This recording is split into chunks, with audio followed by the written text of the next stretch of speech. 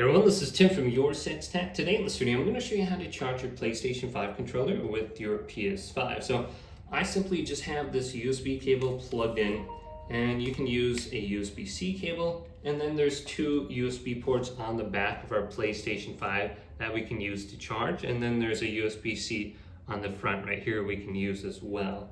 So all you do is have to simply plug it in, and your controller should start charging. You can see it right here. Or we can press the PlayStation button, go to the quick menu, and we can see under accessories is charging. So if you want to have it charge when you're playing, very simple to do that. If you want to go ahead and charge it while it's in the rest mode, we have to double check another setting. So we want to go up to the top, go to settings, and then go down to system. Then we are looking for power saving. Go to the right, go to features available in rest mode.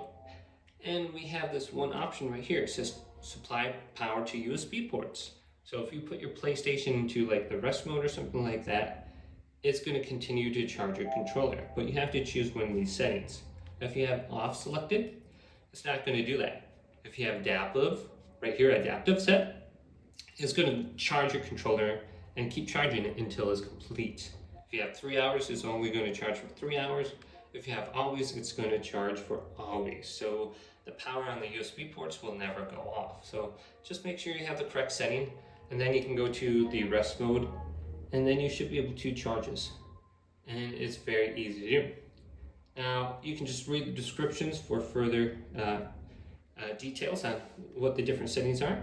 So hopefully this video did indeed help you out. If it did, leave it a big thumbs up. And subscribe to my channel down below for more tech videos coming up next on Your Six Tech.